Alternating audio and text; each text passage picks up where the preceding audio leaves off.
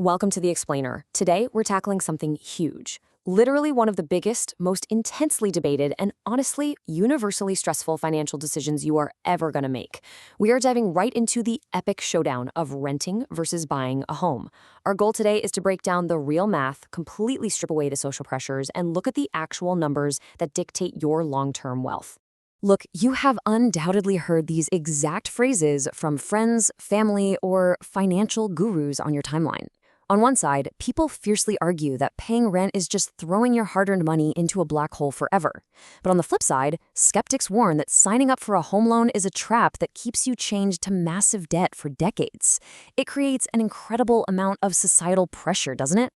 To cut through all that noise and confusion, we actually have to fundamentally change the question we're asking ourselves. Instead of agonizing over whether you're paying rent or paying an EMI, the far better, much more accurate question is, what is your total financial outcome over time?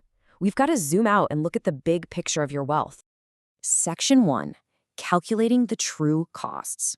We need to take a step back from the emotional bias of homeownership and objectively look at the cold, hard mathematics of taking on a home loan. Picture this scenario. You find a really great property, but it comes with a hefty price tag of 1 crore rupees. I want you to just pause for a second and feel the sheer financial weight of that number. 1 crore. It is a massive commitment, and exactly how you finance it changes absolutely everything. So, let's break down the heavy math of this 1 crore house. Typically, you might put down a 20 lakh down payment. That means you're taking out a bank loan for the remaining 80 lakh. Now, if we assume a standard loan tenure of 20 years at a 9% interest rate, the reality of the math hits pretty hard. Your monthly EMI is going to be substantial for sure. But here is the critical part. Over the life of this 20-year loan, the total amount you repay to the bank is going to be far, far higher than your original 80 lakh loan.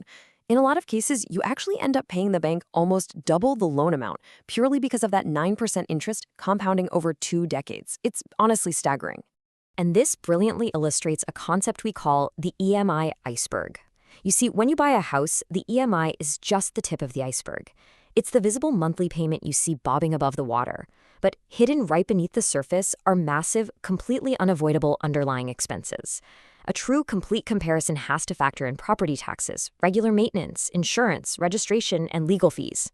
And perhaps the biggest hidden factor of them all? The opportunity cost of having all your liquid capital tied up in the property instead of making money for you somewhere else. This becomes incredibly clear when we contrast renting with early loan EMIs. Yes, when you rent, you are paying purely for shelter. You aren't building equity in the walls around you. But when you buy with a loan, a massive, overwhelming portion of your early EMIs goes entirely toward paying the bank's interest, rather than actually reducing your principal loan balance. So in both scenarios, your money is going toward an expense, not an asset.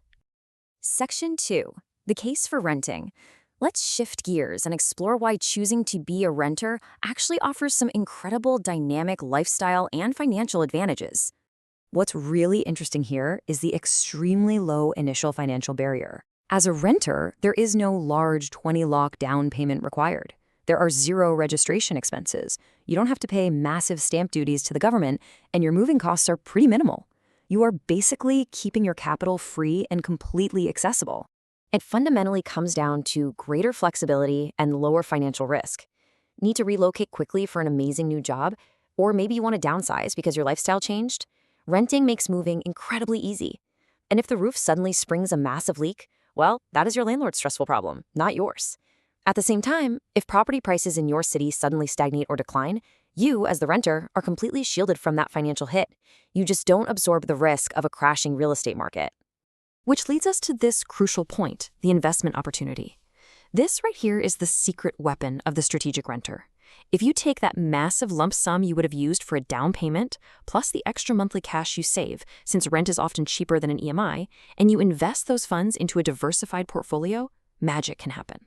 Over long periods, those investment returns can actually far exceed the appreciation of a physical property.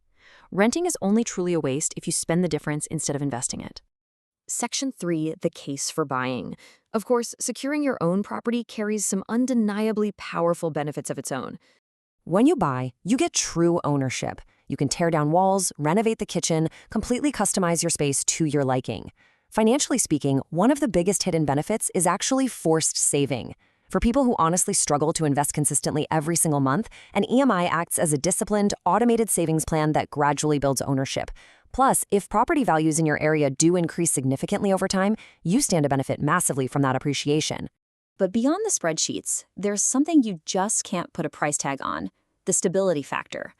Owning a home means you answer to zero landlords. There are no sudden requests to vacate or highly stressful lease renewals. For families, especially those with school-going children, this geographic consistency offers unparalleled peace of mind. You are planting roots, and for many people, that emotional stability is literally worth every single rupee. Section 4, Hidden Costs and Common Mistakes. Because whether you lean toward renting or buying, we have to acknowledge that both sides of this debate are littered with financial traps. If you are leaning toward buying, you absolutely must account for the recurring hidden costs that first-time buyers almost always overlook. Once you sign the papers, you are fully on the hook for all home maintenance and repairs. Have a sudden catastrophic plumbing issue? Congratulations, that's entirely your bill to pay. You also have annual property taxes, insurance premiums, monthly society or association fees, and the seemingly never-ending costs of furnishing and renovations. The EMI is literally just your baseline expense. Which leads us to the most dangerous real estate mistakes people make. Things like buying completely beyond your actual budget just to impress others, or draining every last drop of your emergency savings just to afford the down payment. Falsely assuming that property prices only ever go up. Blindly believing that renting is universally wasted money. But the absolute biggest mistake? Comparing only your monthly rent to your monthly EMI. As we've seen, that is a fundamentally flawed and totally incomplete calculation. Section 5. Which should you choose? Let's take all these macro concepts and bring them directly back to your own life.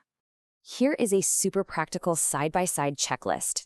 Renting typically preserves your financial flexibility and makes the most sense if you expect to relocate in the next few years, if you really need to build up your emergency savings, or if you're currently carrying high-interest debt.